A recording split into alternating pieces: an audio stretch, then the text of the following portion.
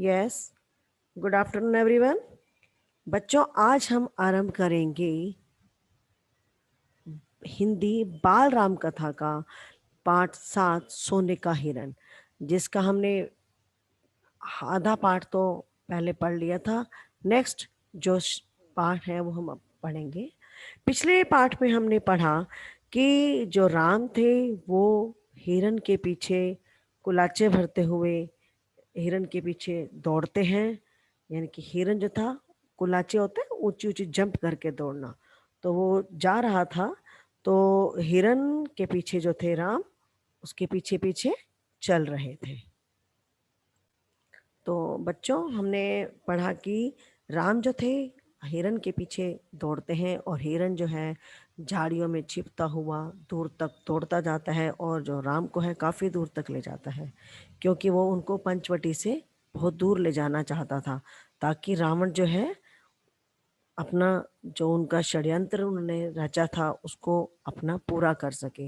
रावण का षड्यंत्र क्या था कि जैसे ही जो हिरण है वो श्री राम को कुटिया से दूर ले जाएगा, तो तब वो क्या करेंगे, मारीच जो है राम की आवाज में, दर्द भरी आवाज में कराएगा, जिसे सुनकर सीता जो है लक्ष्मण को जाने के लिए कहेगी कि राम की हेल्प के लिए जाओ। तो जो जो रावण और मारीच का षड्यंत्र था वो कामयाब हो गया था। तो हमने यहाँ तक पढ़ा कि जो थी सीता जो थी लक्ष्मण को बार बार जाने के लिए कहती है और कहती है कि तुम जो है राम की मदद के लिए जाओ। लेकिन लक्ष्मण जानते थे कि ये जो है मायावी राक्षसों का कोई माया जाल है, जो हमें फंसाना चाहते हैं और जो हमें नुकसान पहुंचाना चाहते हैं। लेकिन सीता राम लक्ष्मण से इतना बड़ा बुरा कहती है कि वह मजबूरन जो है लक्ष्मण को वहां से जाना पड़ता है। तो अब हम बाकी के पाठ में ये सब पढ़ेंगे। आइए अब हम पाठ आरंभ करते हैं। सीता का जो क्रोध और बढ़ गया, क्रोध में आंखों से आंसू बहने लगे। सीता का गुस्सा क्यों आ गया था? क्योंकि लक्ष्मण उनकी बात पर विश्वास नहीं कर रहे थे। वह उनकी बात नहीं मान रहे थे कि राम जो है मुसीबत में है और उन्हें सहायता की आवश्यकता है। यह भी लग रहा था कि कहीं लक्ष्मण की बात सही न हो। यानी कि उसको यह भी लग रहा था कि लक्ष्मण सच न कह रहा हो, कि कहीं ये माया जाल ही न हो राक्षसों द्वारा रचा हुआ। यह डर था कि राम से बिछो न हो। उन्होंने कहा, राम से बिछुड़कर मैं नहीं रह सकती। कौन कहती है? ये सीता। मैं जान दे दूंगी। बेटा, इस तरह की पंक्तियां ना आपके एग्जाम में आती हैं, इसलिए ध्यान से पढ़ना कि राम से बिछुड़कर मैं नहीं रह सकती, मैं जान दे दूंगी। ये वचन किसके थे? ठीक है, तो ये आपने ध्यान से रखना है कि ये वचन किसने कहे थे। हे लक्ष्मण, तुम उन्हें लेकर आओ। सीता कहती है कि अगर राम को कुछ हो गया तो मैं भी जीवित नहीं रह पाऊंगी, मैं अपनी जान दे दूंगी। कहते लक्ष्मण, तुम जाओ और उन्हें लेकर आओ। लक्ष्मण राम के लिए राम की आज्ञा का उल्लंघन कर रहे थे। इसका क्या अर्थ है बच्चों? लक्ष्मण राम के लिए राम की आज्ञा का उल्लंघन कर रहे थे। यानी कि राम ने उनको आज्ञा क्या दी थी कि तुम पंचवटी में सीता को अकेला छोड़कर मत जाना, लेकिन ये उनकी आज्ञा का उल्लंघन भी उन्हीं के लिए हो रहा था, यानी कि उन्हीं की सहायता के लिए। तभी ये कहा गया है कि लक्ष्मण राम के लिए राम की आज्ञा का उल्लंघन कर रहे थे। उन्होंने सीता को प्रणाम किया और राम की खोज में निकल पड़े। यानी कि उन्होंने क्या किया? सीता माता को प्रणाम किया और राम की खोज के लिए चल पड़े। लक्ष्मण के जाते ही रावण वहां आ पहुंचा।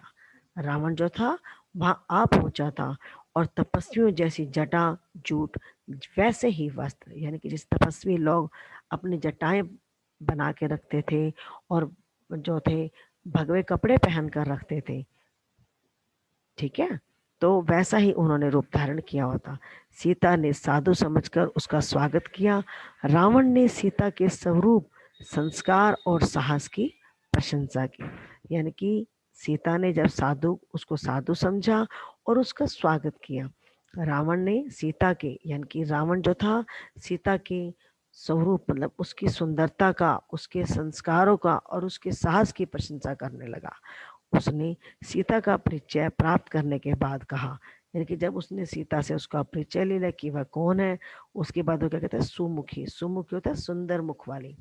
कहता है सुमुखी, मैं रावण हूँ, राक्षसों का राजा, लंकाधिपति। मेरा नाम लेने पर लोग थर थरा उठते हैं। यानी कि वो, लेकिन तुम सुंदरी हो, सबसे अलग हो, तुम्हारे लिए मैं स्वयं चलकर आया हूँ। मेरे साथ चलो, सोने की लंका में रहो, मेरी रानी बनकर। यानी कि रावण क्या कहता है उसको, जब सीता ने अपना परिचय दिया तो रावण भी अपना परिचय देता, कहता है सुमुखी मतलब सुंदर मुख वाली। कहता है मैं रावण हूँ, राक्षसों का राजा, लंकाधिपति। लंकाधिपति लंका का राजा। तो मेरा नाम लेने पर कहता है जो लोग हैं वो थरथरा उठते हैं, मतलब डर जाते हैं, कांप जाते हैं। लेकिन तुम बहुत सुंदर हो, सबसे अलग हो। कहते हैं लोग मेरे पास चलकर आते हैं और आते हुए भी डरते हैं, लेकिन तुम सुंदर हो इसलिए मैं तुम्हारे पास स्वयं चल कर आया हूँ। वो उसको कहता है कि तुम मेरे साथ चलो, मैं तुम्हें लंका की रानी बना दूंगा, कि तुम जंगल में क्यों धक्के खा रही हो, मेरे साथ चलो। सीता क्रोधित हो उठी, कहा मैं प्राण त्याग दूंगी लेकिन तुम्हारे साथ नहीं जाऊंगी। वो क्या कहती है कि मैं अपने प्राण दे दूंगी, यानी कि अपनी जान दे दूंगी, लेकिन तुम्हारे साथ लंका नहीं जाऊंगी। मैं राम की पत्नी हूँ, वे महाबलशाली हैं, तुम्हें उनकी शक्ति का अनुमान नहीं है। यानी कि सब सीता जो गुस्से में बोलती है, क्या कहती है कि मैं प्राण दे दूंगी लेकिन तुम्हारे साथ नहीं जाऊंगी। मैं जो है राम की पत्नी हूँ, वे बहुत ताकतवर हैं, बहुत शक्तिशाली हैं। कहती है कि तुम्हें उनकी शक्ति का अंदाजा नहीं है, अनुमान नहीं है, तभी तुम ऐसा कह रही हो। तुम चले जाओ, नहीं तो तुम्हारा सर्वनाश हो जाएगा। सीता क्या कहती है फिर रावण को कि तुम यहाँ से चले जाओ वरना तुम्हारा विनाश हो जाएगा, सर्वनाश हो जाएगा, इनकी तुम नष्ट हो जाओगे, तुम्हें समाप्त कर देंगे। रावण जो था, रावण ने सीता की बात अनसुनी कर दी। यानी कि सीता ने जब उसको कहा कि ये राम जो है बहुत बलशाली हैं, महाबलशाली हैं और तुम्हारा सर्वनाश कर देंगे, तो रावण ने सीता की इस बात को अनसुनी कर दिया। यानी कि उसने जो है उसकी बात पर ध्यान नहीं दिया, खींचकर उन्हें रथ में बैठा लिया। सीता प्रयास करती रही पर रावण के चंगुल से मुक्त नहीं हो सकी। रावण ने क्या किया, उसे पकड़ा, खींचा और अपने रथ में बिठा लिया। यानी कि सीता ने बहुत कोशिश की, लेकिन रावण के चंगुल से, यानी कि रावण से हाथ छुड़ाकर वो वहां से नहीं भाग पाई। स्वयं को असहाय पाकर वे विलाप करने लगी, हाँ राम, हाँ लक्ष्मण पुकारती रही। रावण का रथ लंका की ओर उड़ चला। अब क्या हुआ था बच्चों, स्वयं को असहाय, यानी कि वो अपनी सहायता खुद ही नहीं कर पा रही थी, वो अपने आप को कमजोर समझ रही थी और विलाप कर रही थी, रो रही थी जोर जोर से। और क्या कह रही थी, हाँ राम, हाँ लक्ष्मण बोल रही थी जोर जोर से। लेकिन जो रावण का रथ लंका की ओर उड़ चला था, यानी कि रावण का जो रथ था वह लंका की तरफ उड़ान भर चुका था। और सीता जो थी विलाप कर रही थी, असहाय, मतलब उसको एक जैसे था ना, बिल्कुल असहाय होके, किसी को उम्मीद नहीं होती कोई उसकी सहायता करेगा, मजबूरन। तो मार्ग में क्या था, वे पशुओं और पक्षियों, पर्वतों, नदियों से कहती जा रही थी। यानी कि जब रावण जो था लंका की तरफ उनको लेके जा रहा था, तो रास्ते में जो भी पशु थे, पक्षी थे, पर्वत थे, नदियां थी, उनसे कहती जा रही थी कि कोई उनके राम को बता दे, यानी कि उनके राम को तक ये संदेश पहुंचा दे कि रावण ने उनका हरण कर लिया है, कि रावण जो है वो सीता को उठाकर ले गए, यानी कि उनका हरण करके ले गए हैं। गिद्धराज जटायु ने सीता का विलाप सुना। यानी कि वो जब जा रहा होता है तो उसी जंगल के रास्ते, जिस जंगल के रास्ते रावण जा रहा होता है, उसी जंगल में गिद्धराज जटायु भी निवास करते हैं। जब वो सीता के विलाप को सुनते हैं, यानी कि सीता की करुण भरी आवाज को सुनते हैं, तो उसने ऊंची उड़ान भरी। तो उन्होंने क्या किया, ऊंची उड़ान भरी, वो भी उड़े और रावण के रथ पर हमला कर दिया। यानी कि उन्होंने क्या किया, रावण के जो था रथ पर हमला किया। वृद्ध गिद्धराज ने रथ क्षत विक्षत कर दिया। यानी कि जो बूढ़ा गिद्धराज, गिद्धराज कौन थे? जटायु, यानी कि वो बूढ़े थे, वो राजा दशरथ के मित्र थे, तो ऑब्वियसली वो भी बूढ़े ही होंगे ना। तो गिद्धराज जो थे, गिद्धराज कौन थे? क्वेश्चन आ सकता है कि गिद्धराज जटायु को कहा गया या किसे कहा गया है? यानी कि गिद्धराज ने क्या किया? रावण के रथ को शत विक्षत कर दिया, यानी कि तोड़ फोड़ दिया, जो उसके ऊपर खच्चे उड़ा दिए, उसको इधर उधर, यानी कि उसका पहिया तोड़ दिया, उसके रथ को नुकसान पहुंचा दिया और रावण को घायल कर डाला। क्रोध में रावण ने जटायु के पंख काट दिए। जब जटायु ने रथ को नुकसान पहुंचाया तो रावण चुप रहा, लेकिन जब उन्होंने रावण को चोट पहुंचाई, यानी कि रावण को घायल किया, तो रावण को भी गुस्सा आ गया, तो उसने गुस्से में आकर क्या कर दिया? जटायु के पंख काट दिए। जटायु अब उड़ नहीं सकता था, वह सीधे धरती पर आ गिरा। बच्चों, आपने देखा होगा कि पक्षी जब आसमान में उड़ते हैं तो अपने पंखों के सहारे उड़ते हैं। तो जटायु भी थे, पक्षी थे, वो पक्षी राज थे, तो वो भी पंखों के सहारे उड़कर रावण का मुकाबला कर रहे थे। लेकिन जब उन्होंने रावण को घायल किया तो रावण को क्रोध आ गया, गुस्सा आ गया, तो रावण ने उनके पंखों को काट दिया। और जैसे ही उसके पंख कटे, किसके? जटायु के, तो वह नीचे जमीन पर गिर गया, क्योंकि पंख कटने के बाद वो उड़ नहीं पा रहे थे। रावण का रथ टूट गया था, उड़ान नहीं भर सकता था।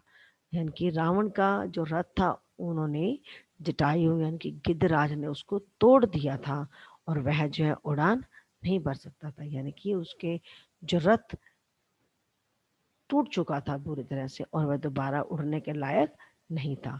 उसने तत्काल सीता को अपनी बाहों में दबाया और दक्षिण दिशा की ओर उड़ने लगा, क्योंकि बेटा राक्षस थे, इनके पास मायावी शक्तियां होती थी।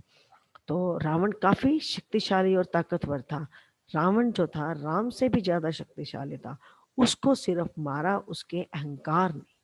अगर वो अहंकार नहीं करता तो शायद वो जिंदा रहता, मरता नहीं। तो उसके अहंकार ने उसको मारा था और उसने गलत काम किया सीता का हरण करके। तो अब जब उसका रथ जो था चूर चूर हो गया था, उड़ने के लायक नहीं था, तो उसने सीता को अपनी बाहों में लिया और उसके हाथ को पकड़ा और उसको अपनी मायावी विद्या से दक्षिण दिशा की ओर उड़ाकर ले गया। सीता को लगा कि अब संभवतः कोई उनकी सहायता नहीं कर पाएगा। यानी कि सीता अब समझ गई थी कि अब उनकी सहायता के लिए कोई नहीं है, यानी कि उनकी सहायता अब कोई भी नहीं कर पाएगा। उनका बचाव केवल एक ही था, राम को किसी तरह समाचार मिल जाए। यानी कि उनको सिर्फ अब यही लग रहा था कि मेरा बचाव तभी हो सकता है जब राम को यह संदेश मिल जाए या राम तक यह समाचार पहुंच जाए। अब सीता क्या करती है बच्चों? उन्होंने अपने आभूषण उतारकर फेंकना प्रारंभ कर दिया। जब सीता को कुछ समझ नहीं आया कि राम तक समाचार कैसे जाएगा, तो वो क्या करती है? अपने आभूषण उतारकर नीचे फेंकना शुरू कर देती है। आभूषण जो थे वानरों ने उठा लिए, नीचे जो जंगल में थे, वानर मतलब बंदर सेना थी, वानर थे, बंदर थे। उन्हें आशा थी कि वानरों के पास से ये आभूषण देखकर राम समझ जाएंगे।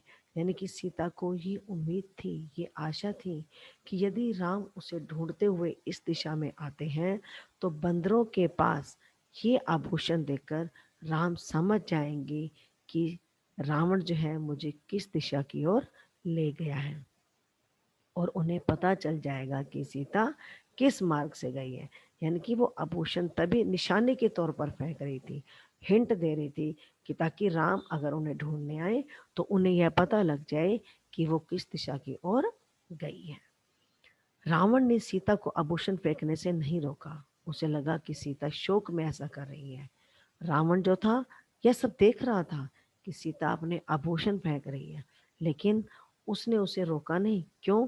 क्योंकि उसे ऐसा कुछ शक नहीं हुआ कि यह राम को रास्ता दिखाने के लिए आभूषण फेंक रही है। उसे, रावण को लगा कि शायद सीता शोक में यानी कि दुखी होकर, दुख में दुखी होकर ऐसा कर रही है। क्यों? क्योंकि रावण जो है सीता का हरण करके जा रहा था और वह विलाप कर रही थी, रो रही थी। तो उसे लगा शायद उसी विलाप के कारण ही जो सीता है अपने आभूषण फेंक रही है। तो इसलिए रावण जो है सीता को कुछ भी नहीं कहता। कुछ ही समय में रावण लंका पहुंच गया। वह अपने धन वैभव से सीता को प्रभावित करना चाहता था। यानी कि रावण जो है कुछ समय की उड़ान के पश्चात कहाँ पहुंच गया था? लंका में। और वो अपनी धन दौलत से, अपनी जो उसकी शानो शौकत थी, जो वहां पर उसके रावण की जो सोने की लंका थी, वह उससे सीता को प्रभावित करना चाहता था। उन्हें लेकर वह कहाँ गया? उन्हें लेकर वह सीधा अपने अंतःपुर में गया। अंतःपुर जो था सबसे पहले वो वहां गया था। राक्षसियों को सीता की निगरानी करते रहने को कहा। उसने क्या कहा?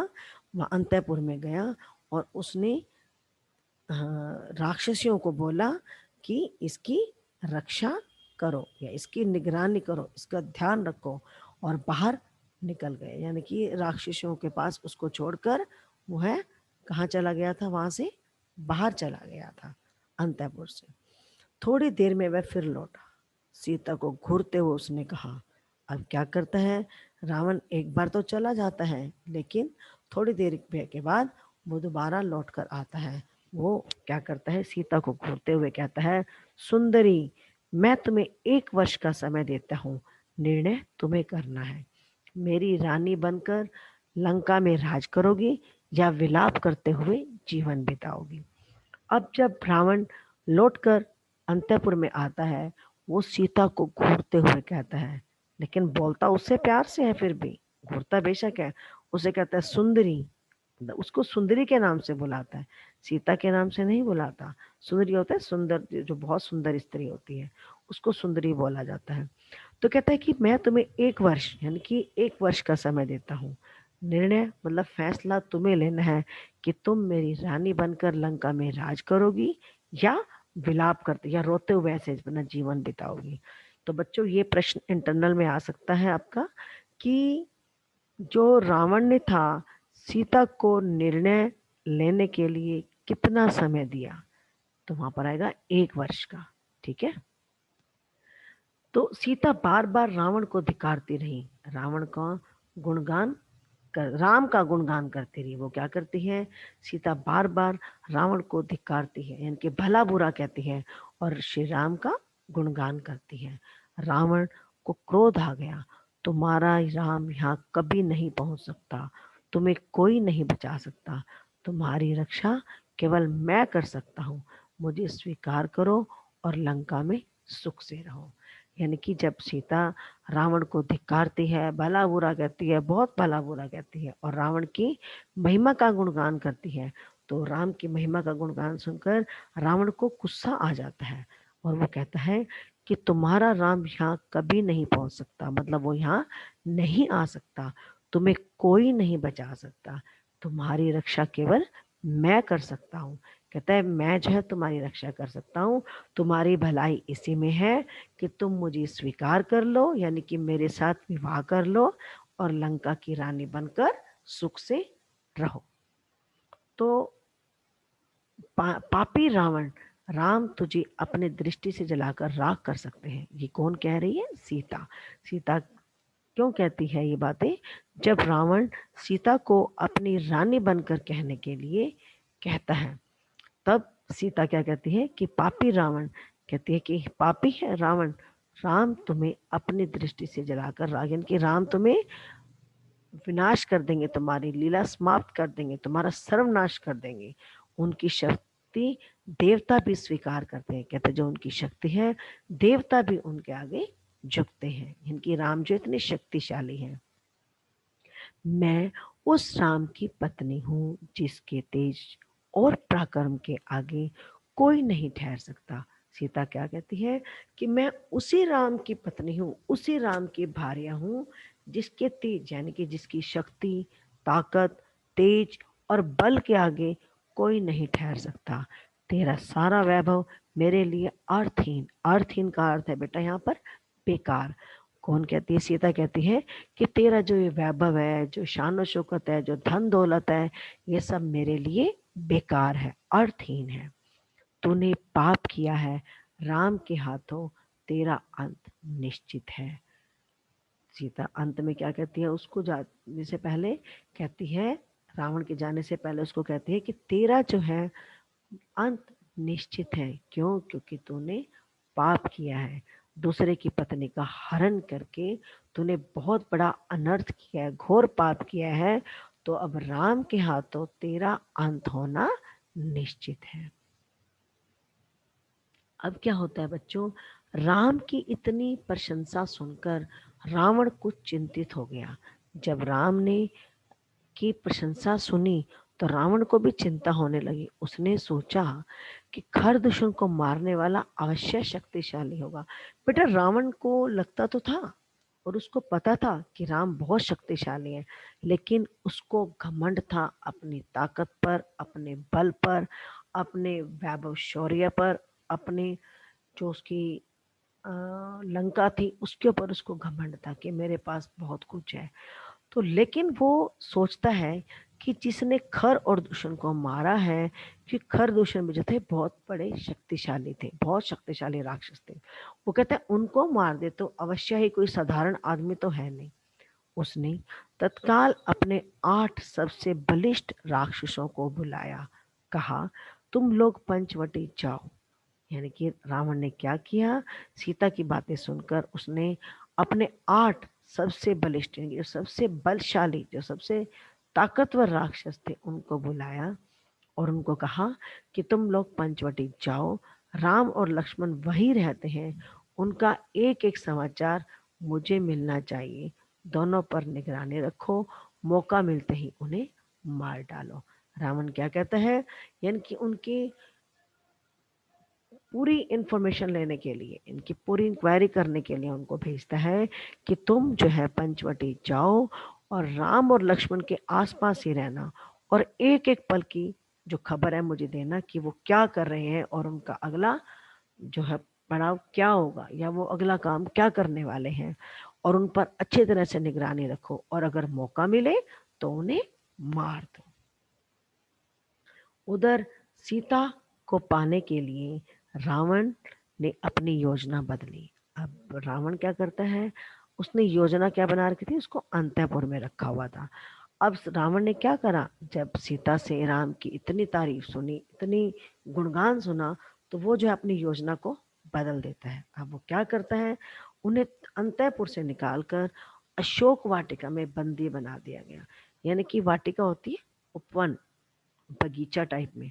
तो उन्होंने उसको अंतापुर से जो है वहां से कहाँ भेज दिया, अशोक वाटिका में, वहां पर बंदी बना लिया। उनको नजरबंद किया गया था। जो राक्षस राक्षसियां थी उनको उन पर पहरा लगा दिया गया था। तो जब अशोक वाटिका में बंदी बना दिया गया तो पहरा जो था उस पर कड़ा कर दिया गया। राक्षसों राक्षसियों को स्पष्ट निर्देश थे, सीता को किसी तरह का शारीरिक कष्ट न हो, इसके मन को दुख पहुंचाओ, अपमानित करो, लेकिन सीता को कोई हाथ ना लगाए। वो अपने राक्षसों और राक्षसियों को क्या संदेश देता है, वो कहता है कि तुम सीता को मेंटली टॉर्चर करो, मेंटली प्रेशर दो, उसको शारीरिक कष्ट यानी कि उसके शरीर को कोई दुख नहीं देना, कोई चोट नहीं पहुंचानी, उसको अपमान करो, उसको दुत्कारो, उसको इतना जलील करो कि वो हार मान ले और मेरे से विवाह कर ले, यानी कि लंका की रानी बन जाए। लेकिन एक बात ध्यान रखना, सीता को जितना अपमानित करो लेकिन उसको शारीरिक कष्ट न पहुंचाओ, उसको हाथ मत लगाओ। यानी कि ये रावण जो है अपने राक्षस और राक्षसियों को संदेश देता है। रावण ने सब कुछ किया पर सीता का मन नहीं बदला।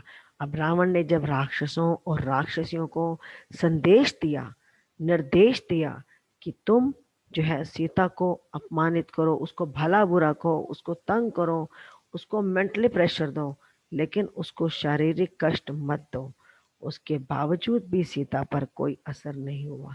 यानी कि सीता का मन नहीं बदला। राक्षसों ने उसे बहुत परेशान किया, बहुत ज्यादा टॉर्चर किया, लेकिन उसका मन जो था बदले नहीं, वो टस से मस नहीं हुई। यानी कि टस से मस ना होने का मतलब क्या है, कि वो रावण से विवाह करने के लिए तैयार नहीं हुई। तो वे बार बार राम का नाम लेती थी। सीता क्या करती थी? बार बार श्री राम का ही नाम लेती थी। शेरों के बीच हिरने की तरह बैठे रहती थी। यानी कि जैसे अब आप देखो बच्चों, जंगल में चारों तरफ शेर हो और बीच में हिरने बैठी हो तो उसकी क्या कंडीशन होगी, क्या हालत होगी? वो डरी हुई बैठेगी ना। तो लेकिन सीता डरी नहीं थी, वो चुपचाप बैठी थी। तो यहाँ पर एक आ गया शेरों के बीच, यानी कि राक्षस थे, उसके चारों तरफ राक्षस और राक्षसियों ने उसे घेरा हुआ था और बीच में वो बैठी रहती, डरी सहमी, रो रो कर दिन काट रही थी। यानी कि सीता जो थी डरी हुई थी, सहमी हुई थी और रो रो कर दिन काट, यानी कि रो रही थी और अपने दिन काट रही थी। सोने के हिरण ने उन्हें सोने की लंका में पहुंचा दिया था। यहाँ से उन्हें राम ही बचा सकते थे। वो लंका में कैसे पहुंची थी? सोने के हिरन की वजह से, क्योंकि उसने सोने का हिरन देखा और उसने श्री राम को बोला कि ये मुझे सोने का हिरन चाहिए। और उसी सोने के हिरन की वजह से ही आज वो जो है लंका, सोने की लंका में पहुंच गई है। और यहाँ लंका से उसे राम के अलावा और कोई नहीं बचा सकता। ठीक है।